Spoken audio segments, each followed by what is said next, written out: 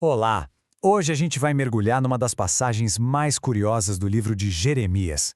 É uma história que parece uma peça de teatro, sabe? Um teste totalmente inesperado que usa uma única família para revelar verdades profundas sobre lealdade, tradição e, claro, as consequências das nossas escolhas.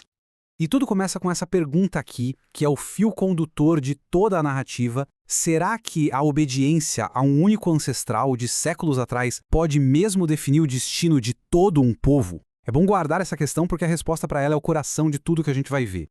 Bom, nossa história começa de um jeito e num lugar bem inusitado. Não é uma batalha, não é um milagre espetacular, é um teste. Um teste divino cuidadosamente montado dentro das paredes do templo. Vamos situar a cena. Estamos no reino de Judá, durante o reinado de Joiaquim. Uma época, para dizer o mínimo, bem conturbada, tanto política quanto espiritualmente. E é nesse clima tenso que o profeta Jeremias recebe uma ordem de Deus que, de cara, parece não fazer sentido nenhum. A missão de Jeremias vem em 3 passos bem claros. Primeiro, ir até os recabitas, um clã bem específico. Segundo, levar todos eles para o templo. E terceiro, a parte que acende o alerta, oferecer vinho a eles. Uma sequência de ações que parece simples, mas que esconde uma intenção bem maior. E Jeremias, sem questionar, faz exatamente o que foi ordenado. Ele vai, encontra os recabitas, convida a família inteira e os leva para uma sala dentro do complexo do templo. Pronto. O palco para o grande teste está montado. Com todo mundo a postos, a atenção se vira completamente para os recabitas. Como é que eles vão reagir a essa oferta, vinda de um profeta, dentro do lugar mais sagrado da sua fé? A resposta deles é o que começa a desvendar essa história.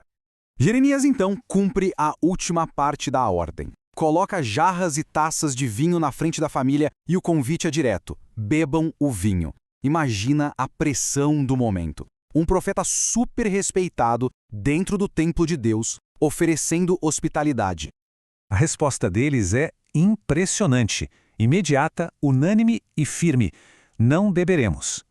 E o motivo que eles dão não é uma desculpa qualquer, é uma citação direta do seu ancestral, Jonadab. E essa recusa tem uma razão de ser fascinante. Eles não estavam seguindo uma lei religiosa comum, mas sim um código de conduta estabelecido pelo seu tataravô séculos antes. E que código, hein? As ordens eram bem radicais.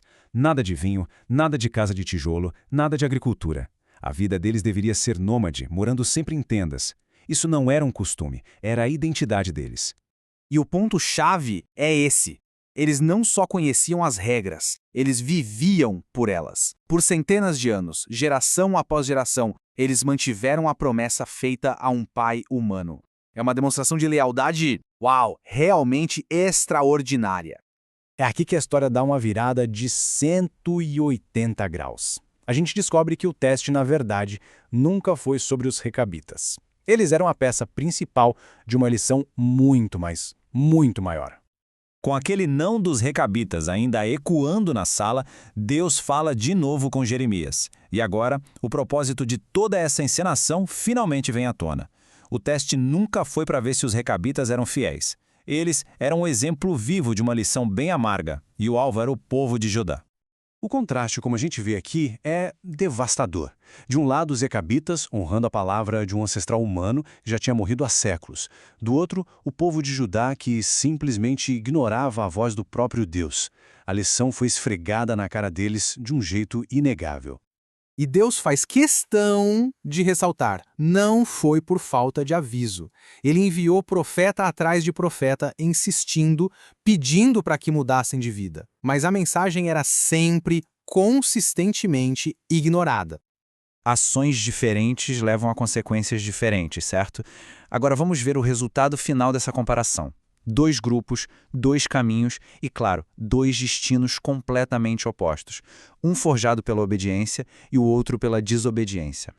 Essa tabela resume a situação perfeitamente. Para os recabitas, a obediência fiel resulta numa promessa de futuro. Para Judá, a desobediência teimosa leva a um anúncio de desastre. É a lei da causa e efeito, preto no branco. O julgamento para Judá é severo. Já que se recusaram a ouvir, já que ignoraram todos os avisos, Deus anuncia que a calamidade prevista iria de fato acontecer. A consequência da desobediência seria a ruína. Em total contraste, a recompensa para os recabitas é uma bênção poderosíssima. Por terem obedecido ao mandamento do seu pai, Deus promete a eles uma linhagem perpétua. Garante que sempre haveria um descendente deles para servi-lo. Uma promessa de legado, de continuidade. Então, depois de tudo isso, qual é a grande mensagem que essa história deixa pra gente?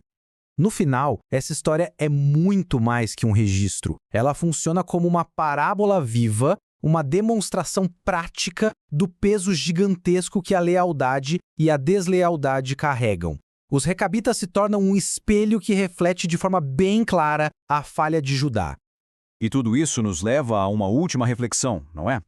O que, no fim das contas, diz mais sobre um povo ou uma pessoa? São as regras que se seguem por lealdade ou aquelas que se quebram por conveniência?